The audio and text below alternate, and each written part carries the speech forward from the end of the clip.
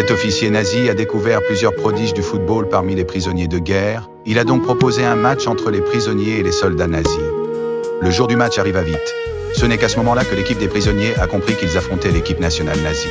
Les nazis comptaient utiliser la victoire de ce match pour démontrer leur supériorité. Dès le coup d'envoi, leurs joueurs ont lancé des attaques violentes. Pelé dribble vers l'avant, puis un joueur nazi le crocheta.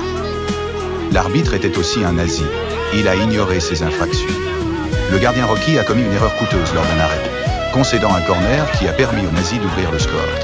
Peu après, les nazis ont marqué à nouveau. Rocky bloque mal un tir, puis se fait frapper par les nazis. Tout le stade est tombé dans le silence, rempli d'acclamations nazies. Pelé était l'attaquant de l'équipe des prisonniers de guerre. Il a souvent dépassé la défense en dribblant avant d'être taclé violemment. Finalement, il a dû quitter le terrain à cause de blessures graves. Ce match avait complètement perdu tout sens sportif dès la mi-temps, voie de fuite, permettant aux prisonniers de guerre d'échapper aux nazis. Bailey ne voulait pas partir. Il voulait terminer le match. D'autres prisonniers la partageaient. Enfin, ils restèrent. Cette fois, l'équipe des prisonniers avait un seul but, battre l'équipe nazie. Les joueurs prisonniers ont remonté sur le terrain comme une force de la nature. Ils ont marqué en 3 minutes. À ce moment-là, ils n'étaient plus des prisonniers sans défense. Même dans une situation désespérée, ils ont donné tout ce qu'ils avaient. L'équipe des prisonniers de guerre a égalisé rapidement.